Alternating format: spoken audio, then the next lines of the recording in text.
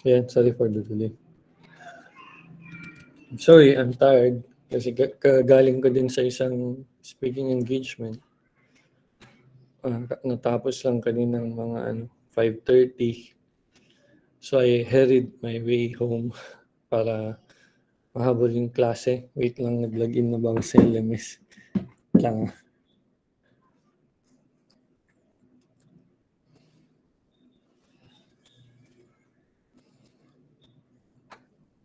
Okay. Yeah. Sige. Our goal tonight is to finish the whole chapter of obligations of the vendor. Kasi ang coverage ng exam is hanggang end ng obligations of the vendor. So, hindi pala. Yung, yung chapter lang pala na to kasi hindi natin makover ang conditions and warranties, which is also under the obligations of the vendor. But then, we'll finish until Article 1544, I think. Okay, before mag-warranties. Okay, let's start. Article 51, we'll dissect. This is the whole article. So, we'll dissect every sentence, phrase, kasi mahaba yung article. The beauty of long article in a law, especially when you're studying law, is explained na siya dati. Wala nang i-elaborate. Because kung mapansin nyo before, there are articles na napakaikli. Okay? Sila yung kailangan ng explanation mainly because maikli and hindi naka-elaborate. But this one, since mahaba yung article, madali lang siyang explain. Just as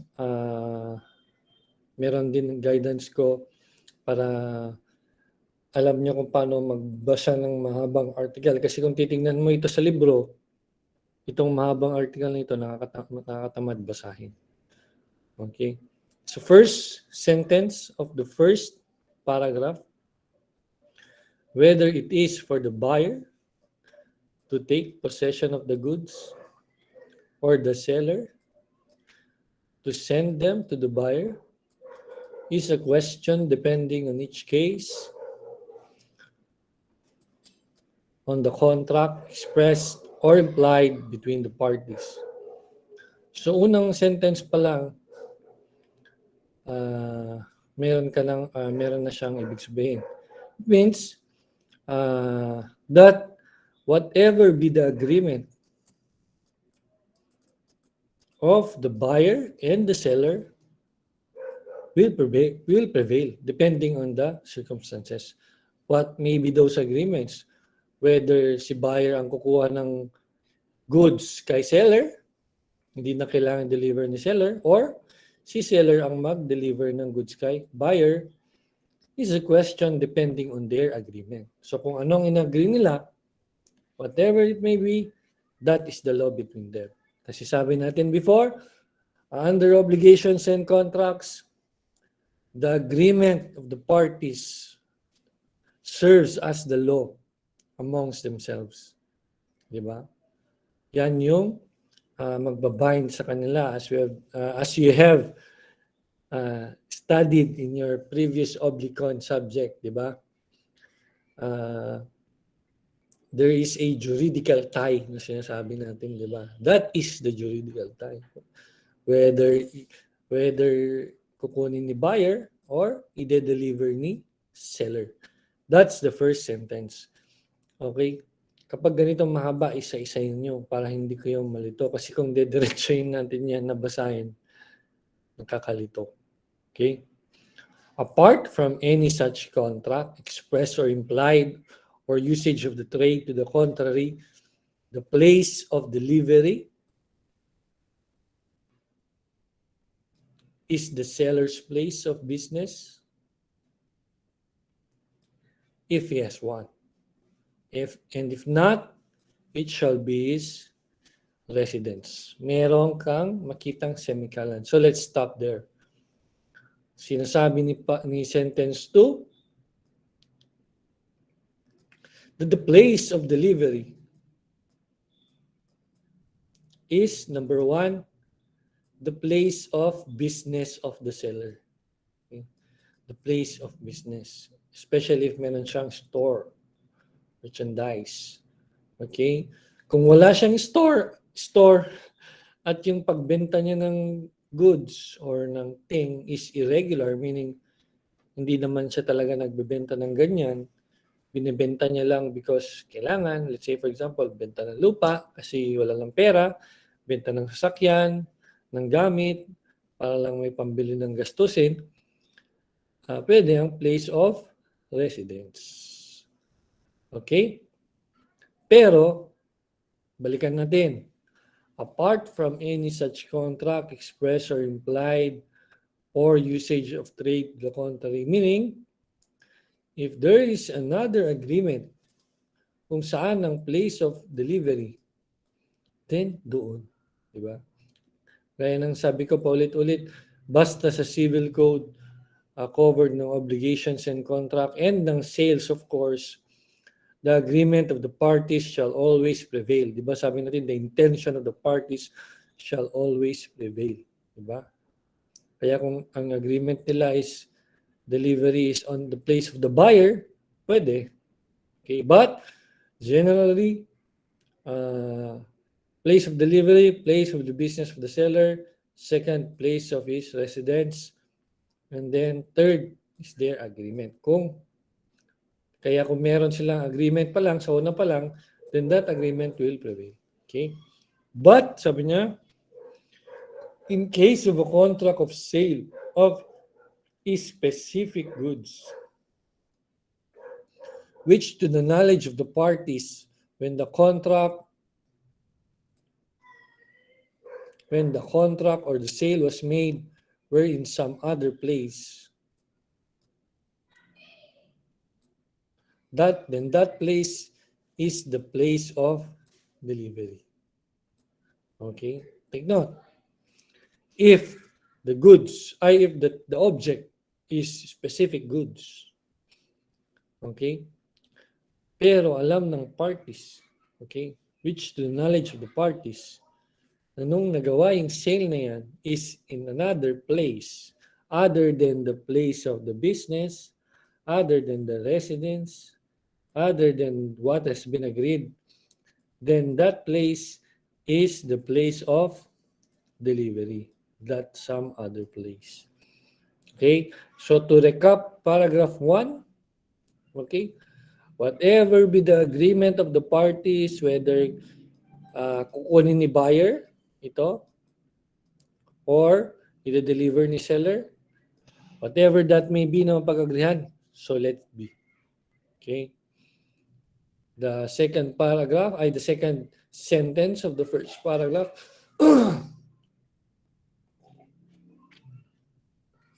the place of delivery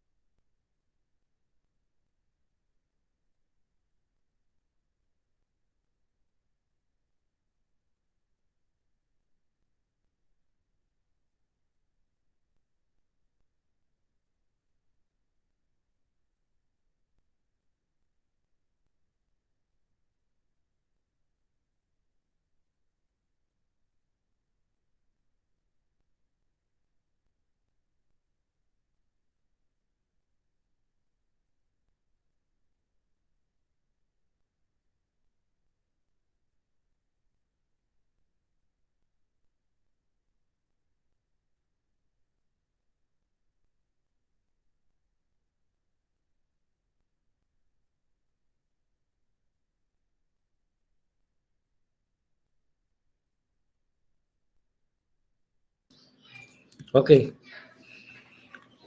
So, sabi ko nga, place of delivery, the place of business of the seller, the place of the the residence of the seller. Kung wala dun, by their agreement, if yun ang gusto nila.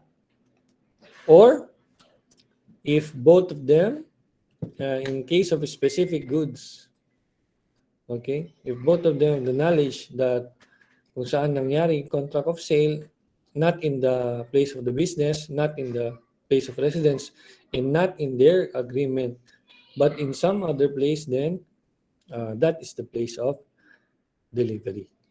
Okay, second paragraph, whereby contract of sale, the seller is bound to send the goods to the buyer, but no time for sending them is fixed. The seller is bound to send them within a reasonable time. Okay?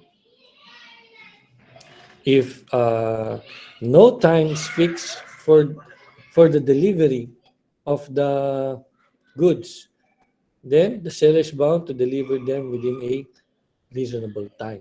Okay, what is a reasonable time? Is another question of fact. Diba? Question of fact meaning depends on the circumstances. Depends on the usage of trade. Kung ano ba ang usual na delivery period. Diba? Kung gaano ba ang usual na delivery from Manila to Tuguegarao, from Baguio to Manila, that will be the usual, that is the reasonable time. Of course, considering other circumstances. Okay? Where the goods at the time, ito, mapapansin nyo ito kapag nag-order kayo ng goods or ng delivery nyo sa Lazada, sa Shopee, merong estimated delivery time, estimated delivery period. But for some circumstances, bagyo, pandemic, may mga nade-delay, di ba? Yan lahat ko consider sa tinatawag nating reasonable time kasi it's a question of fact.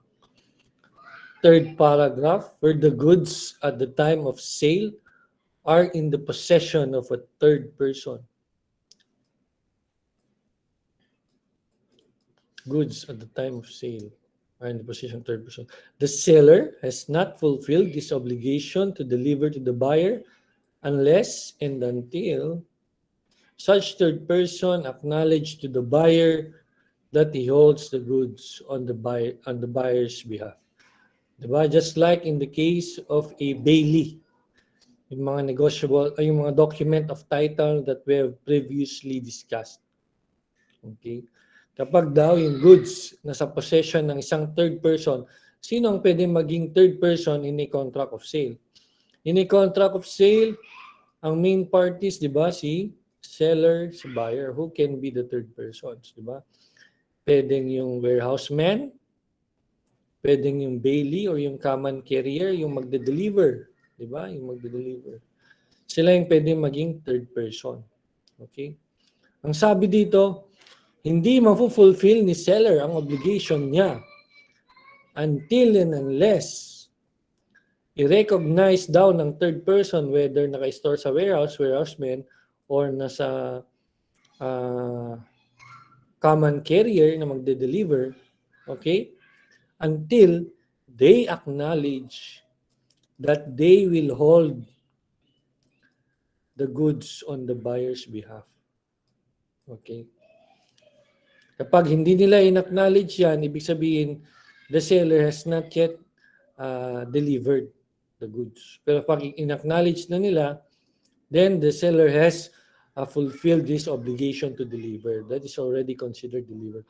Why? Because the third person or third party or the common carrier or the bailey already recognizes and acknowledges that he now holds the goods in behalf of the buyer. Okay? That is the third paragraph. So first paragraph, place of delivery.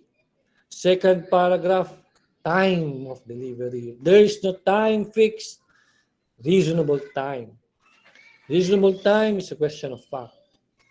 Third, when third person is involved, the obligation of the seller is not fulfilled until the third party or the third person acknowledges that he is holding the goods on the buyer's behalf. Fourth paragraph, demand or tender of delivery may be treated as ineffectual unless made at a reasonable time. Sabi ko nga kanina, what is a reasonable hour is a question of fact. Okay? So demand or tender of delivery may be treated as ineffectual unless made at a reasonable hour. Ano ang reasonable hour? Sa atin, ano ang reasonable hour? Is 8 o'clock p.m. a reasonable hour? Is 7 o'clock p.m. a reasonable hour? That is a question of fact. Okay, if the normal working hours is from 8 to 5, okay, then that is not a reasonable hour. If you will deliver 7, 6 a.m. or 7 p.m., 8 p.m., that is not a reasonable hour. I remember one time, merong magde-deliver ng 5 o'clock ng umaga from Shopee. Hindi ko alam kung anong delivery yun.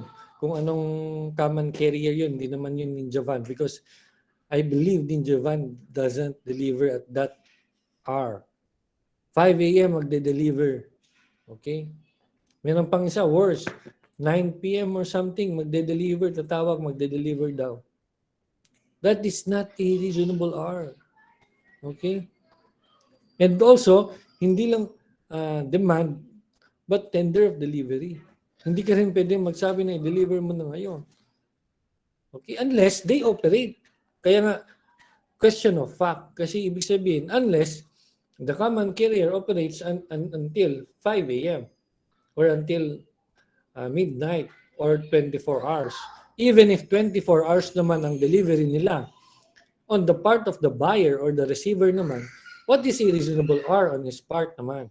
Diba? Hindi naman pwedeng 24 hours din siyang maghintay ng delivery niya. Hindi naman pwede yun, di ba? Okay, so ganun siya. Okay? So, reasonable hour or reasonable time is a question of fact. Okay? Unless otherwise agreed, the expenses of and incidental to putting the goods into a deliverable state must be borne by the seller. Okay? This is the general rule. Totoo naman, di ba? Yung pag-package, di ba? Pag nag-order kayo ng Lazada, ng Shopee, yung pag-package ng goods, di ba? Pag na-receive nyo, nakasupot, meron siya yung pinuputok-putok na supot para hindi siya, kung fragile man yung delivery nyo, hindi kaagad masisira, nakabox, nakasupot pa, na protected na naman sa labas. Yan. That is borne by the seller. Hindi nakasali yan sa binabayaran nyo. Diba? Binabayaran nyo lang delivery fee or yung transport unless otherwise agreed. Of course, that is the general rule. Meron kang exception unless otherwise agreed. Kapag nabasa nyo na itong unless otherwise agreed, ibig sabihin yan, unless there is a contrary agreement or in-agree nila na si buyer ang magbayad, then okay lang. Okay? Basta ang tandaan nyo, you don't need to memorize these things. Actually, pag nabasa nyo na to, medyo common sense naman itong mga to eh. Di ba? Just think logically during the exam. You can read this. Wala namang masyadong cases dito. Okay? Kasi nga, wala namang question dito kung saan mo de-deliver yung goods, saan ang residence, kung ano yung question of fact. Siguro doon lang sa reasonable time and reasonable hour, doon lang magkaka-issue. Okay? But then, with regards of everything else, common sense naman siya. Okay? Or logical, I should say. Kasi dapat logical tayo. Logical. Okay? Question? Wala? That is Article 1521. So that's the beauty of having a long article. Kahit na nakaka-boring ang isang article kasi sobrang haba, maganda naman siya kasi the article itself is understandable. Hindi siya yung mahirap na intindihin.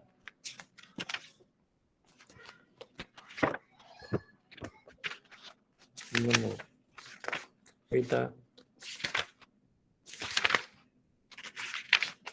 Hindi mo kasi makita yung... Pag nakita mo kasi yan sa libro, kumuha ka ng accounting na libro, nakakatamad siyang basahin. Ito, ganito ako magbasa. Kaya walang difference sa ginagawa natin ngayon. Because per paragraph, per line din ako magbasa. Ewan ko kung nakikita. Wait lang Ewan ko kung nababasa niyo. Pero ano rin siya, per line, per paragraph, ini-emphasize ko. Parang kumbaga sa anong tawag? Dinadissect. Kaya kita niyo yan. Ganyan. Dissected siya. Kaya mas madaling intindihin. Okay? 1522. Okay, ganun din ang treatment natin. Since mahaba talagang articles, self-explanatory siya. But I will guide you again. Okay? Let's start with the first sentence where the seller delivers to the buyer a quantity of goods. Okay, so dito pa lang, talking about quantity. Dami ng goods. Pero dito, ang sabi niya, less than he contracted to sell. So, the seller delivered quantity of goods to the buyer that is less than what he promised or contracted to sell. Ano ang mangyayari? The buyer may reject them. Okay, that's the first rule. The buyer may reject them. Second rule.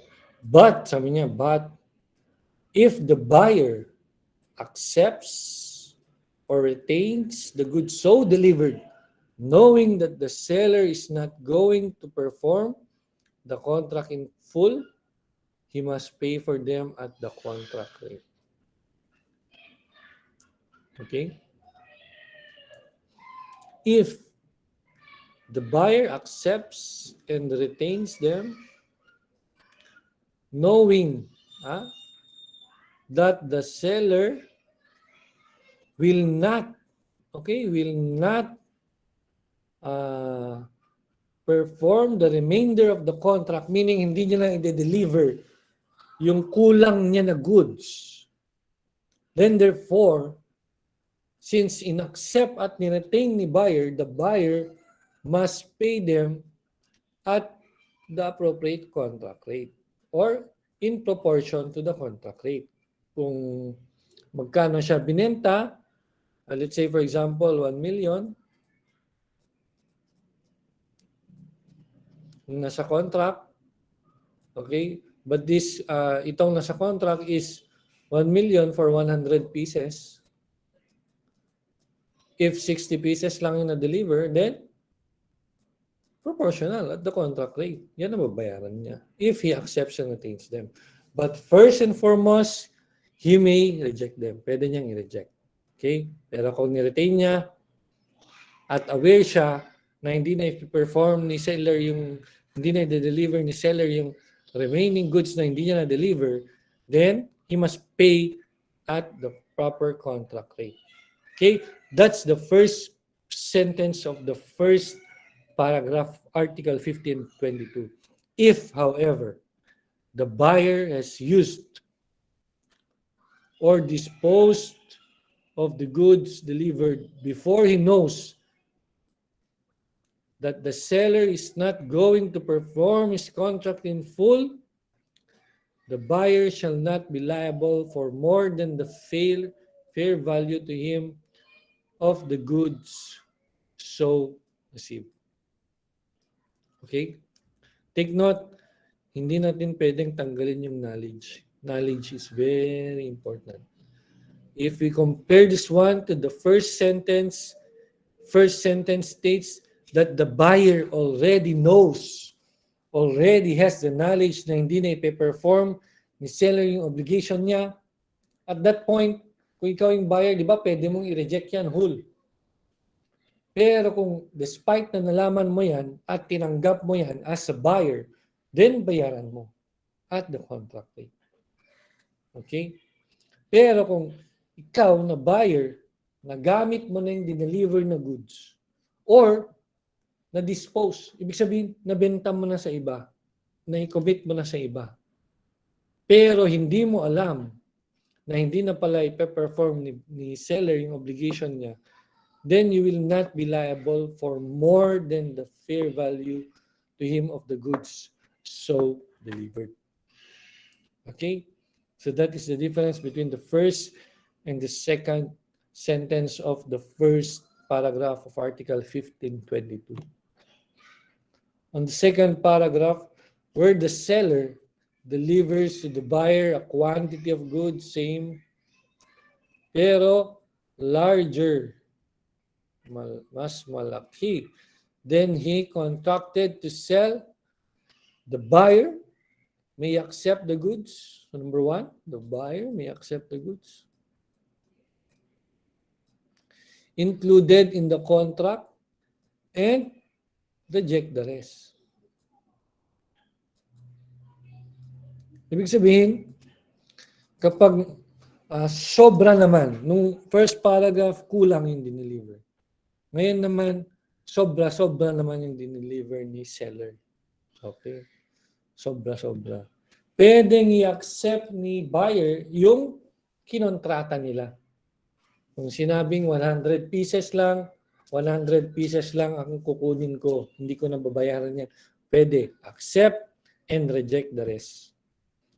But if the buyer accepts the whole of the goods so delivered, you must pay for them at the contract price.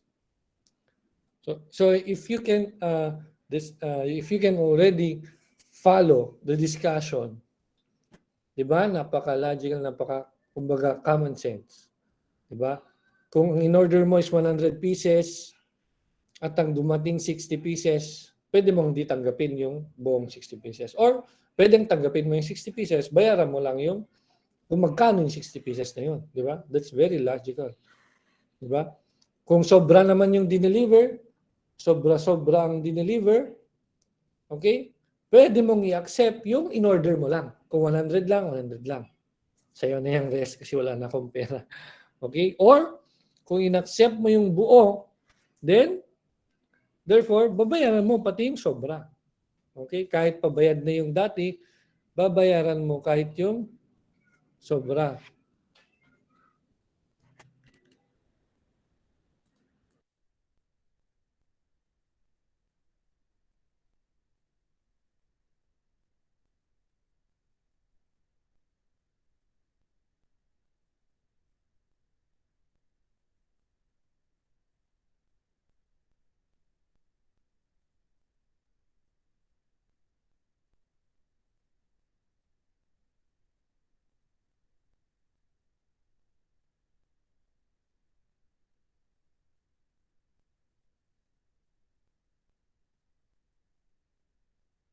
Ano sabi mo dad?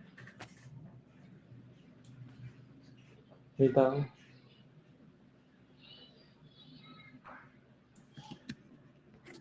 Yan. So, tapos na tayo dun sa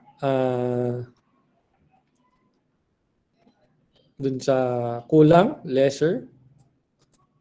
Tapos na rin tayo dun sa sobra, larger than, ayun natin, delivery, larger than the quantity of the contract.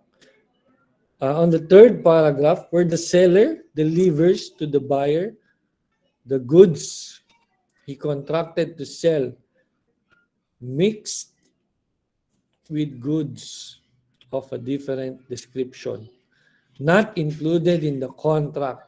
Okay, ito naman, magkanda halo-halo yung goods na binili mo. Okay, let's say for example, ang binili mo is 555 tuna, tapos may nahalo dun sa 5. Nung dumating, may nahalo na ibang brand ng tuna, okay, or may nahalong corned beef, may nahalong ibang klase ng delata, yun yung sinasabi niya, mixed with goods of different description. The buyer may accept the goods which are in accordance with the contract and reject the rest. Okay? The buyer may accept and reject the rest. Of course, if you follow strictly the contract, ang in-order ko lang is ganito, 5552 na. Okay? Then yun lang yung tanggapin mo. You can do that. You are not obliged to receive the goods which you did not order specifically. Diba? You can reject them. Okay? The fourth paragraph, in the preceding two paragraphs, if the subject matter is indivisible, the buyer may reject the whole goods.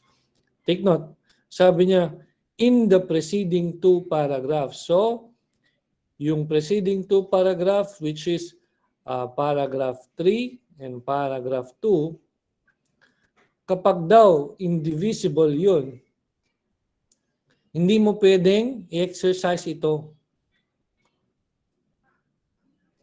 Hindi mo pwedeng i-accept yung, hindi ka pwedeng mag-accept ng partial and then i-reject mo. Why? Because indivisible, meaning it cannot be divided or separated. Indivisible. Ang gagawin mo lang is you can accept the whole goods, but you can also reject the whole goods. Kung may i-reject ka, i-reject mo buo. Okay? Hindi yung i-accept mo, tapos i-reject mo yung iba. That is, if the subject matter is indivisible. Okay? Asan yung mouse? Yeah. Indivisible. Pero kung divisible naman siya, okay? Divisible naman siya, pwede mong i-accept and reject the rest. Accept and reject the rest. Okay? It is only when subject matter is indivisible that you are to reject the whole goods if you want to reject some of the goods. Hindi pwedeng i-reject mo yung konti lang. Basta yung indivisible. Take note, the wording used here is may. May is different from must. It's different from shall. Diba? These words are obligatory. Pero itong may, this word is optional. Diba? That's why very particular kayo sa words. Kapag sinabi niyang may, you may reject the whole goods. Sabihin, you may accept the whole goods din. Kasi may lang nakalagay dyan. Diba? Pero pag sinabi niyang must or shall, that is mandatory, that is obligatory. Okay? The last paragraph of Article 15.2.2, the provisions of this article are subject to any usage of trade, special agreement, or course of dealing between the parties, of course. Nagpe-prevail ang custom. Okay? Ang custom. Okay? Article 15.2.3. Haba na naman ng article. Where, in pursuance of a contract of sale, the seller is authorized or required to send the goods to the buyer, delivery of the goods to a carrier, whether named by the buyer or not, for the purpose of transmission to the buyer, is deemed to be a delivery of the goods to the buyer. Except in cases provided for in Article 1503, first, second, and third paragraph, or unless contrary intent appears. What does Article 1523 indicates or states? It states that kapag ang common carrier, okay, is named by the buyer or is given by the buyer or is recommended by the buyer, the delivery of the goods to a carrier, whether named by the buyer or not, for the purpose of transmission to the buyer is deemed to be a delivery to the goods to the buyer. Okay? Basta it is named or given by the buyer, or the seller is authorized or required to send the goods to the buyer. Okay? Kapag the seller is also authorized to send the goods to the buyer, that is deemed to be delivery to the carrier, is also deemed to be delivery to the buyer. Only in this instance, where the seller is authorized or required to send the goods to the buyer, whether it is named, the common carrier is named by the buyer or not, the delivery is deemed to be uh, delivered to the buyer. Kahit pa sa carrier pa lang yan, dineliver. Sa carrier meaning sa Ninja Van, gano'n. Okay?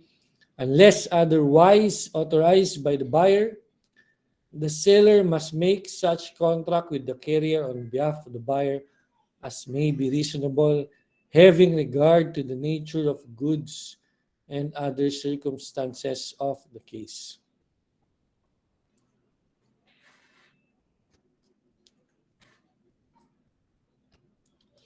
Okay, take note ha. The seller must make such contract with the carrier on behalf of the buyer as may be reasonable. Okay, having regard to the nature of the goods and other circumstances of the case, unless otherwise authorized by the buyer. Okay, if the seller omits so to do and the goods are lost or damaged in course of transit, the buyer may decline to treat the delivery of the carrier as a delivery to himself or may hold the seller responsible in damages. That's why, if you are the seller, you must make sure that the carrier will deliver the goods to the buyer. And not only that, dapat din na the goods are taken care of. Okay? Hindi yung i-deliver lang, basag-basag, di ba? Gaya nung viral na video noon. I don't think if LBC yun or iba, di ba? Yung tinatapon-tapon yung goods. Di ba? Nag-trending yun noon, nag-viral yun. Okay? Does the buyer may hold the seller responsible if mangyari yung ganun na hindi inalagaan yung goods.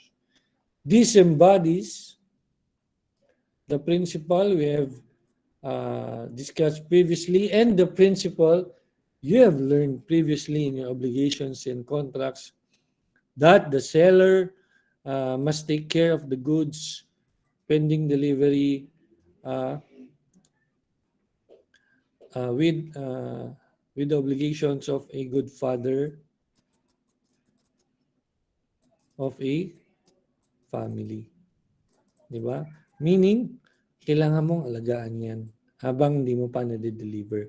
Habang hindi pa nata-transfer yung ownership, you must take care of it. Okay? Because if nangyari yan, buyer may decline to treat the delivery to the carrier as delivery to himself. Di ba? If nawala yun, bakit ka magbabayad? Bakit mo sasabihin sa akin na that is delivery to me? Diba? If sira-sira yun na dumating sa'yo, ba't ko tatanggapin? Diba? Hindi pwede. Okay? Kung may sira naman,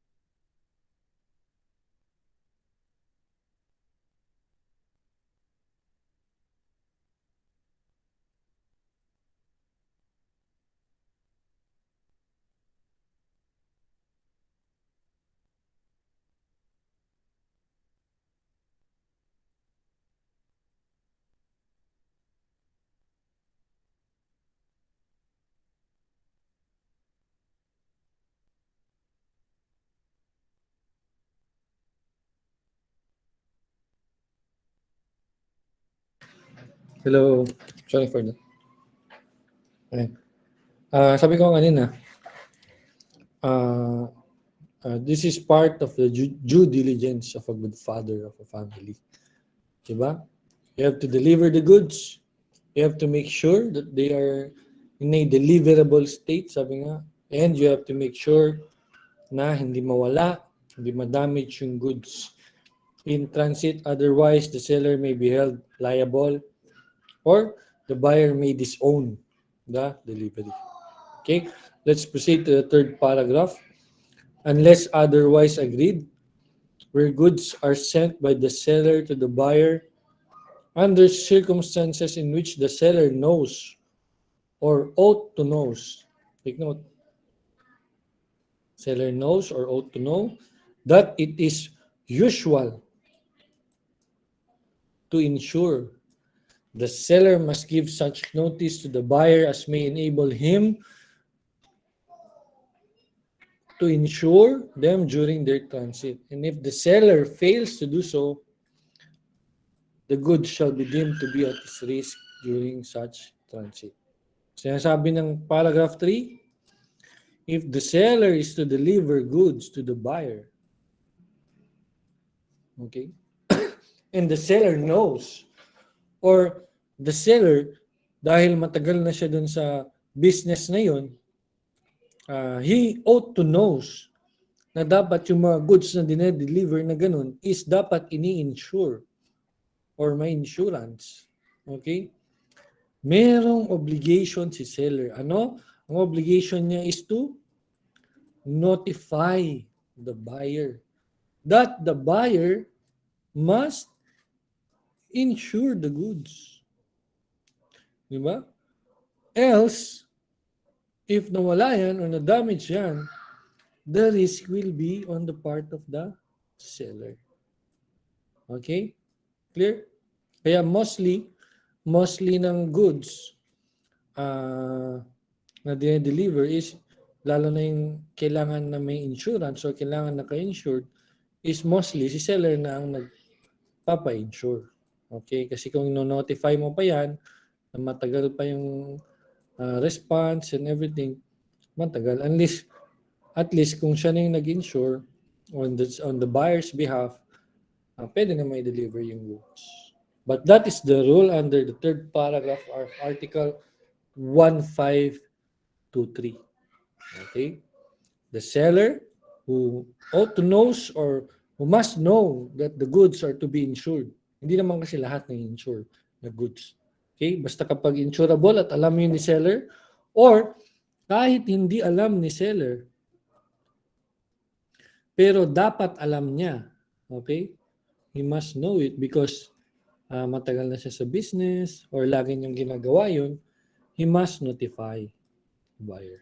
Okay? I hope that's clear. That's Article 1523. Article 1524. Oh, very short article. The vendor shall not be bound to deliver the thing sold.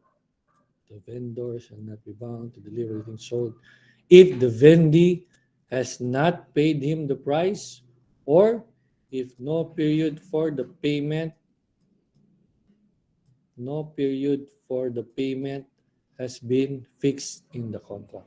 Take note, if the price has not been paid and no period for the payment of the price has been made, then the seller is not bound to deliver the goods. Okay?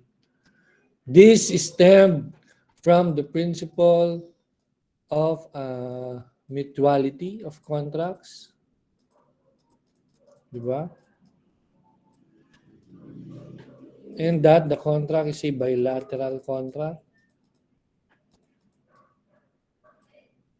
Diba? Because both the buyer and the seller, this is not due to us, the buyer and the seller have both their obligations. Diba? If the buyer was not able to pay or hasn't paid yet, or there's no period for the payment, then the buyer cannot compel the seller to deliver the goods. Diba? Ganun lang naman kasimple yun. Diba? What if dineliver yung goods, di nagbayad si buyer? Okay? If the buyer wants to demand the delivery of the goods, then the buyer must offer to pay or must set a period for payment. Kapag dumating yung period na yun, then the seller has the obligation to deliver. Okay? That is Article 1524. Article 1525, we go now to an unpaid seller. Okay? Unpaid seller. Ibig sabihin, si seller hindi nabayaran. Okay? When are you considered to be an unpaid seller? You are an unpaid seller when the whole of the price has not been paid or tendered. Ibig sabihin, when there's only a partial payment is not full payment. Diba? Therefore, you are still an unpaid seller. Okay?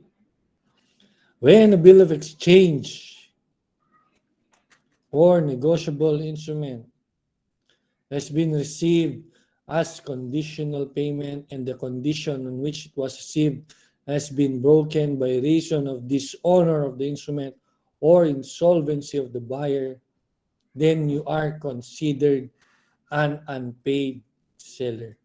Hindi ka bayad. Kapag instead of deliver or giving the money in cash, ang binigay sa iyo ay cheque. Di ba? And that check was subsequently dishonored, rejected, or denied by the bank. Diba? Either by reason of insolvency of the buyer or nag-close na yung account ng buyer, you are an unpaid seller. Why? Because tumalbog yung cheque. Wala kang nakuha ang pera. Okay? Walang cash. Tumalbog yung cheque. Okay? Those are the two instances wherein you are considered as an unpaid seller. Take note of that. Okay? In Article 1525 to 1535, ito ang ibig sabihin ng seller. The term seller includes an agent of the seller to whom the bill of lading has been endorsed, or a consignor or agent who has himself paid, or an agent who is directly responsible for the price, or any other person who is in the position of the seller. Meaning any other person who acts in the behalf of the seller is considered as the seller. The common carrier can act in behalf of the seller. He is considered as the seller. This is only for Article 1525 to 1535. Okay? Article 1526.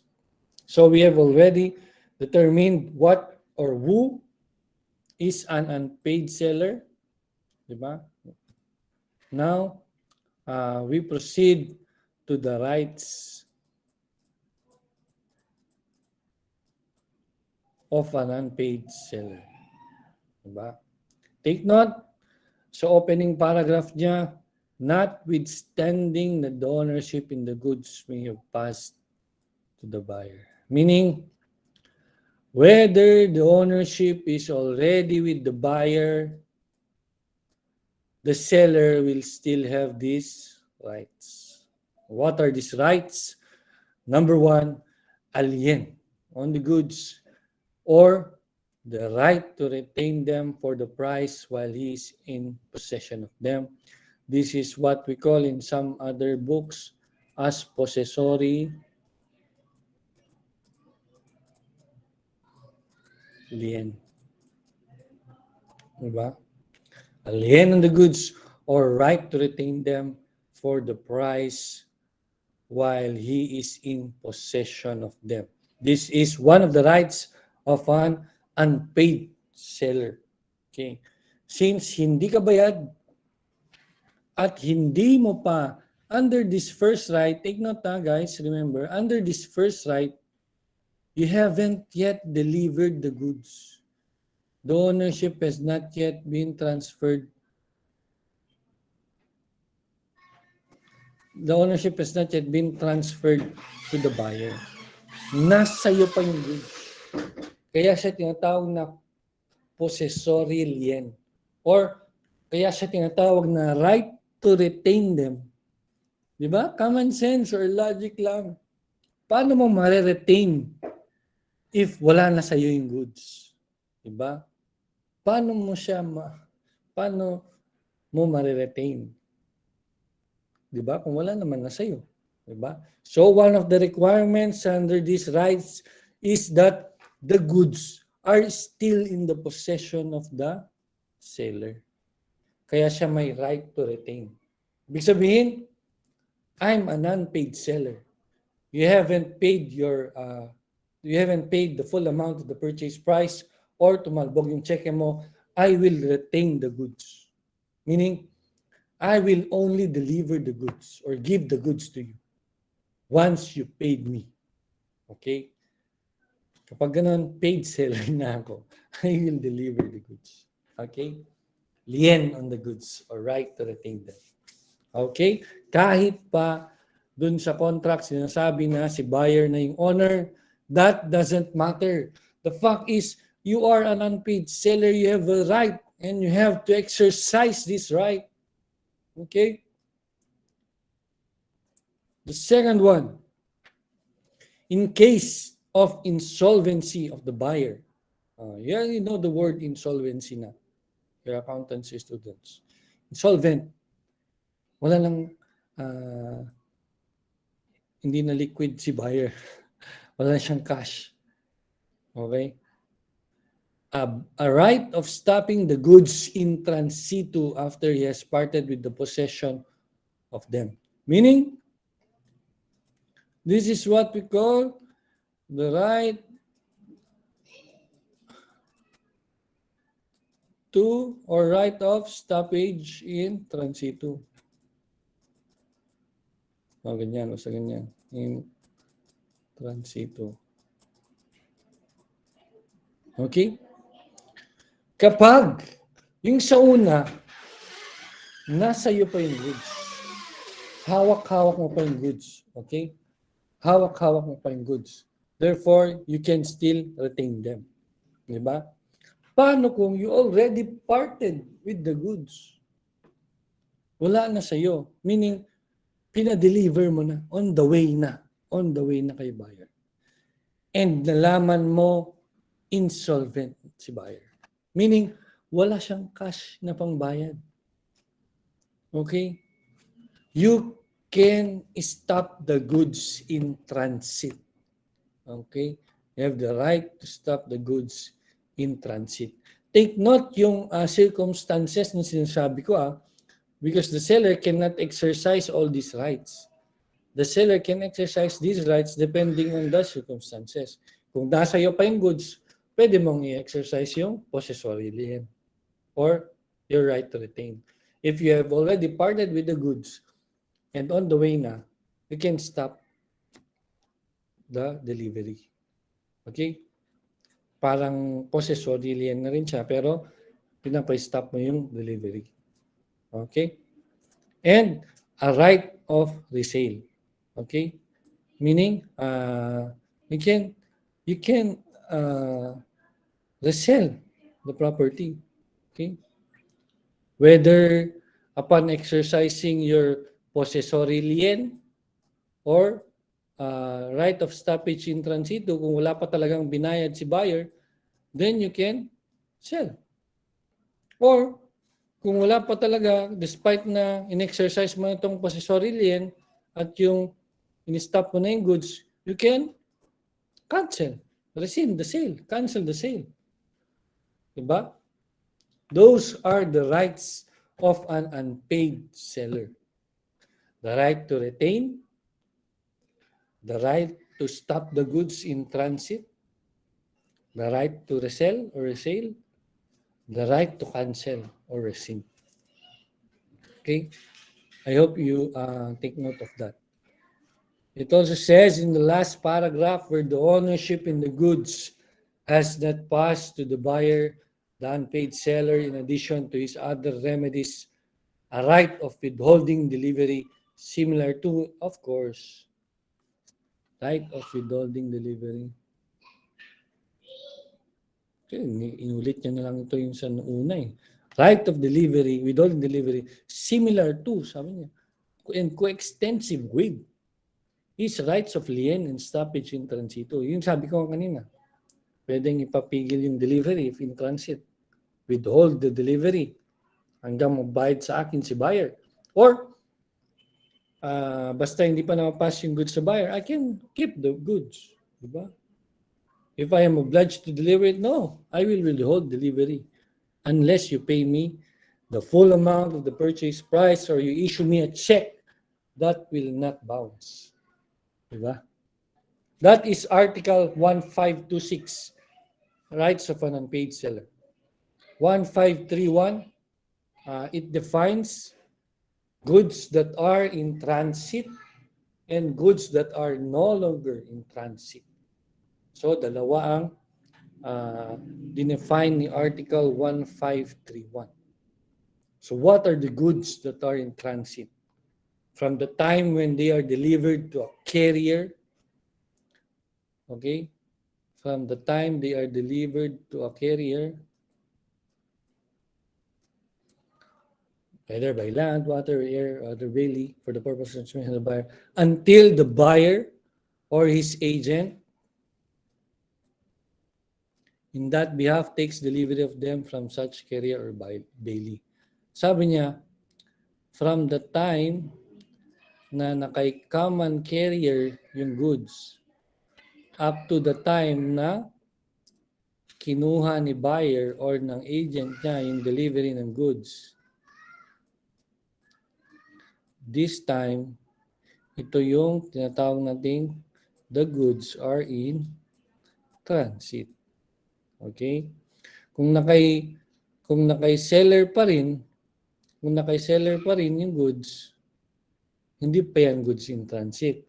Pero pag binigay niya na kay common carrier, okay, mga instructions na siya to deliver, from this moment of time until the buyer takes delivery of the goods, that is what we call goods in transit. Okay?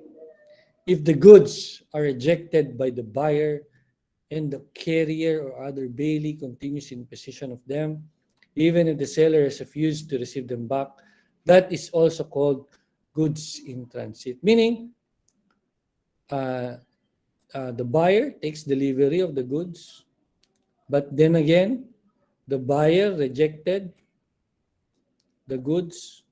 Therefore, if ni-reject ni buyer yung goods, babalik yung goods kay common carrier and then eventually kay seller.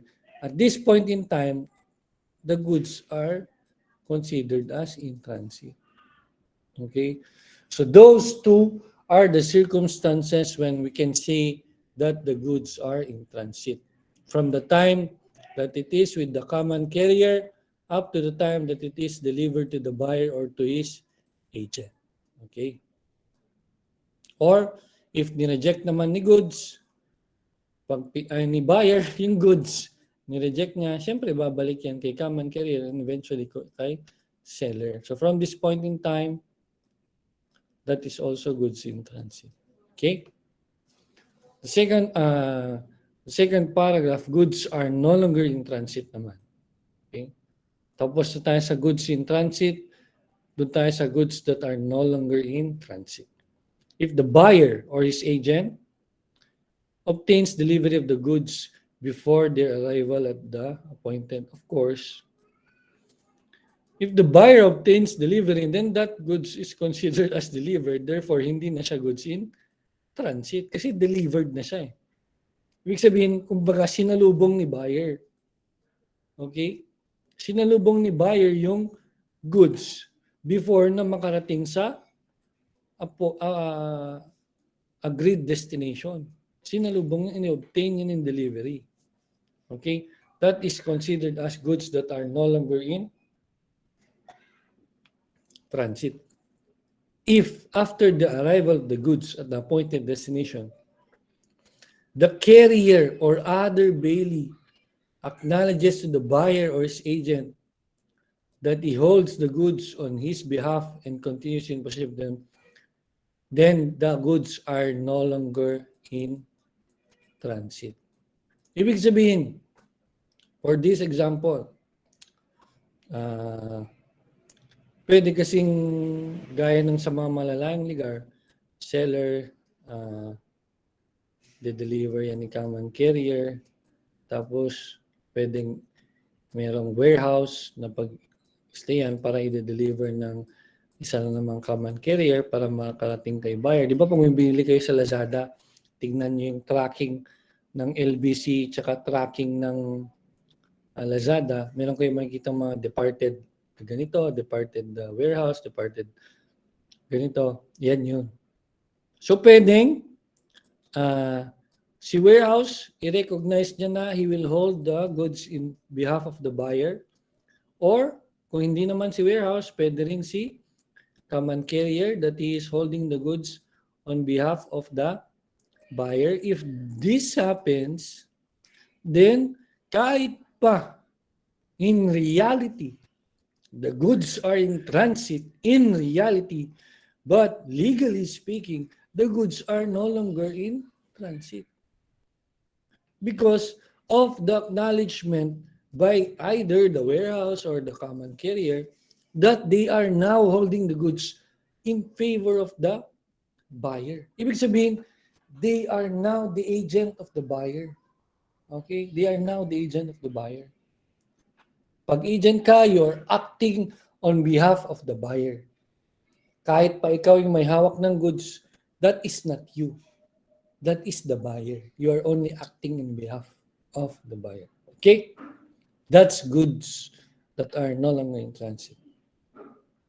The third, if the carrier or other bailee wrongfully refuses to deliver the goods to the buyer or his agent in that behalf, then that is goods that are no longer in transit. Okay? Kapag gaya ng dito, seller, common carrier, the common carrier, ayaw niyang i-deliver kay, he wrongfully, although mali na hindi niya i-deliver kay buyer, he wrongfully refuses to deliver the goods to the buyer, then that is already considered as good, no longer in transit. Okay? If the goods are delivered to a ship, train, freight train, truck, or airplane chartered by the buyer, it is a question, depending on the circumstances of the particular case, whether they are in the possession of the carrier as such or as agent of the buyer. So it really depends on the facts or circumstances of the case. But absent those facts or circumstances, we follow the general rule under the first paragraph and the second paragraph. If part delivery of the goods has been made to the buyer or his agent in that behalf, the remainder of the goods may be stopped in transitu. Okay? So, pwede rin siya na partly. Okay? If part delivery of the goods has been made to the buyer, the remainder of the goods may be stopped in transitu. Okay?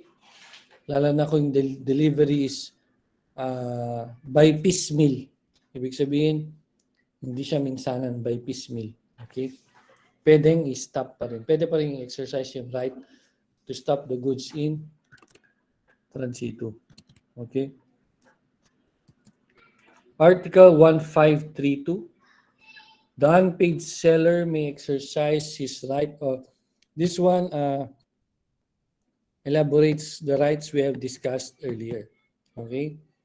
The unpaid seller may exercise his right of salvage in transitu. How can he exercise them? Number 1, by obtaining actual possession of the goods.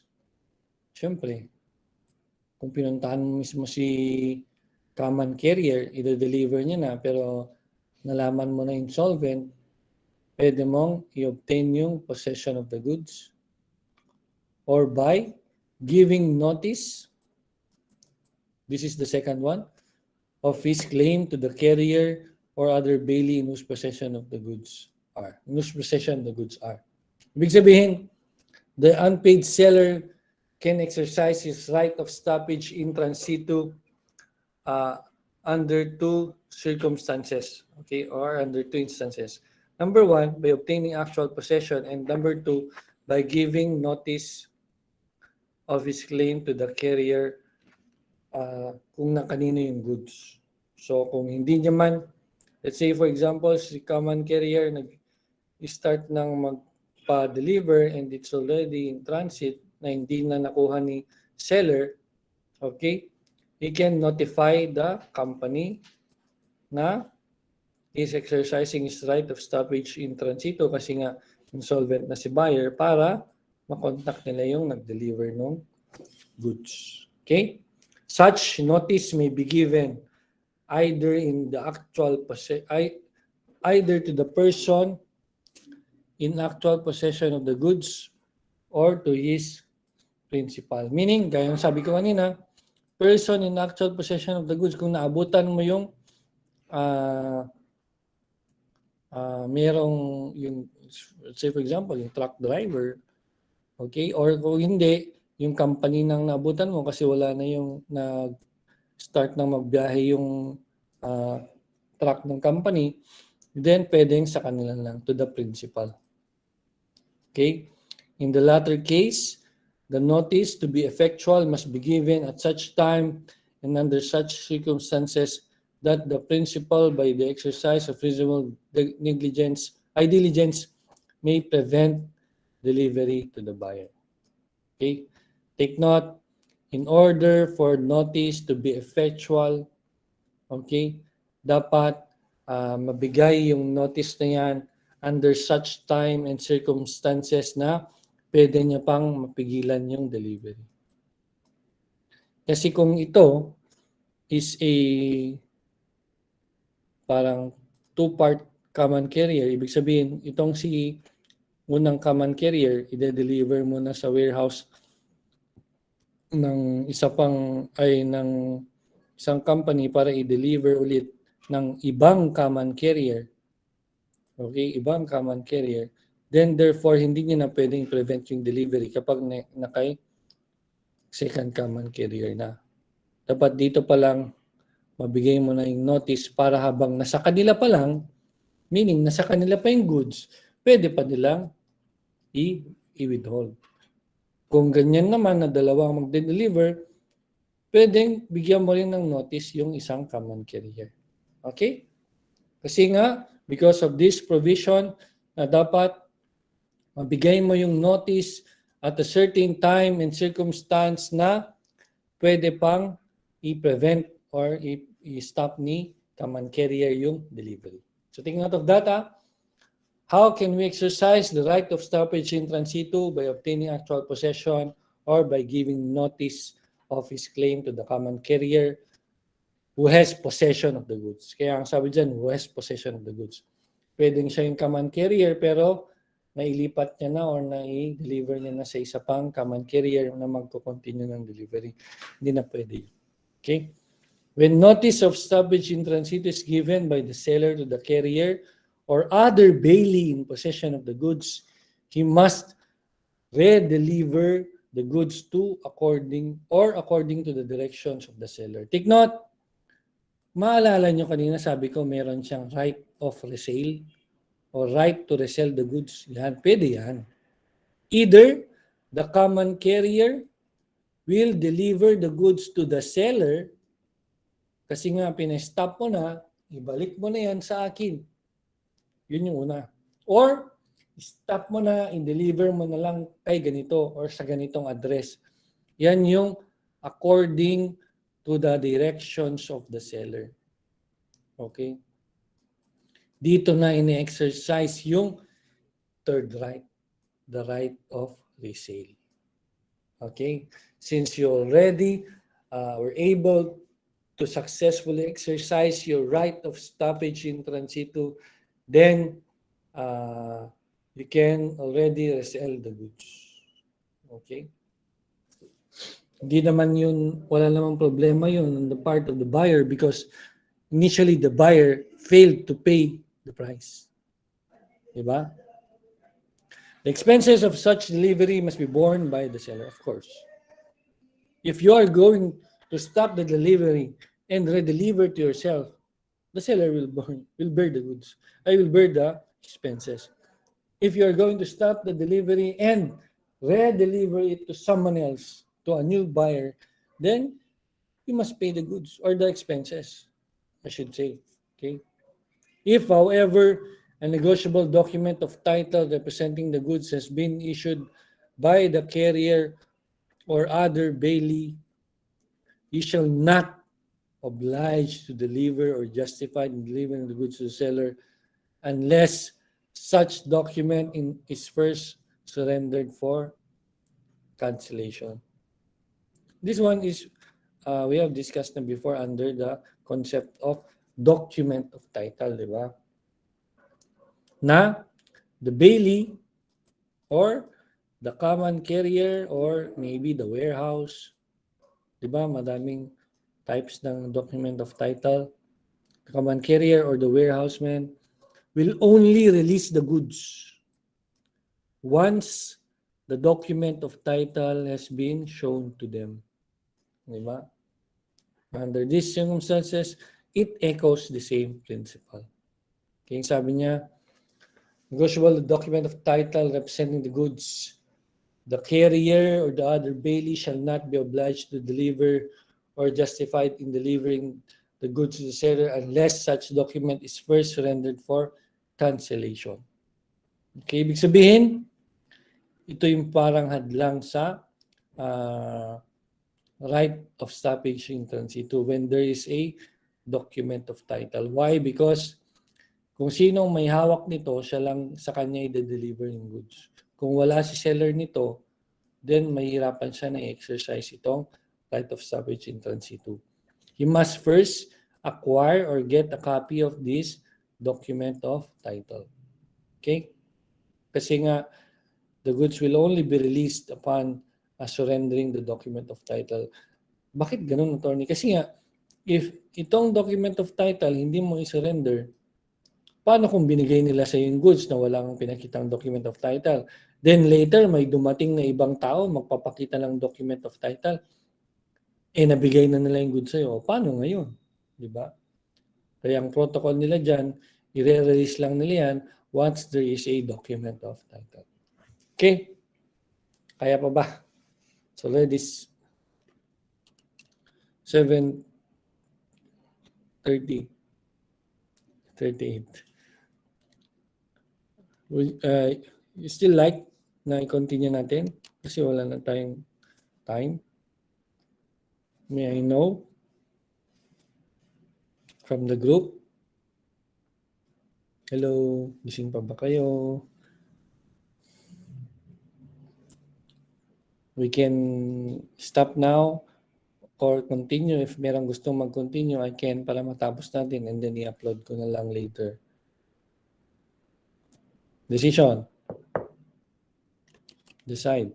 Sino? Pwede mag-decide. Anyone from the class?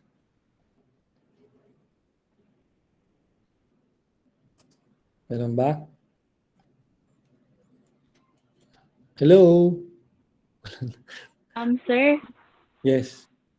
okay lang po ba if pa-stop na po muna kasi kakain po? Okay lang po ba? Pero pag hindi po, sir, okay lang po na. Na Okay lang pre-recorded. sa akin. Okay lang sa akin. Basta ang coverage ng exam is hanggang end lang. Hanggang end nitong chapter na ito. Hanggang ang article to.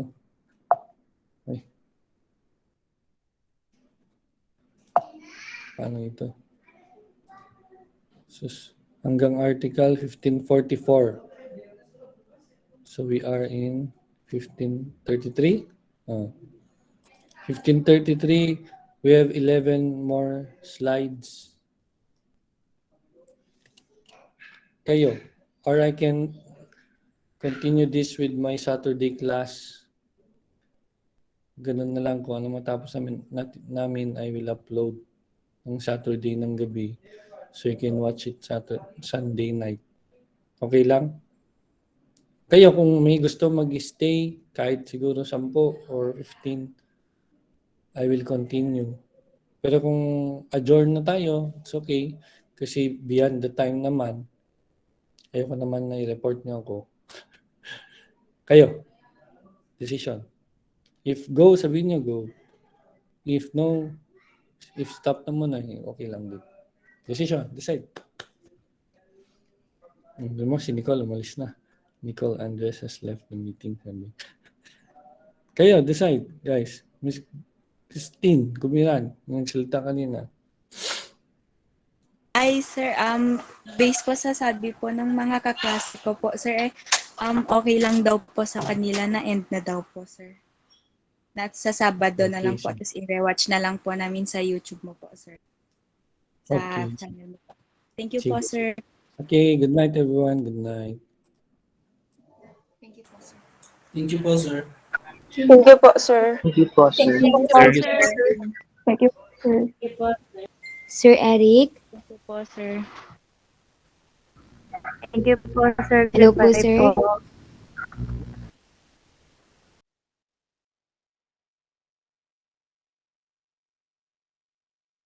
Hello po, Sir Eric?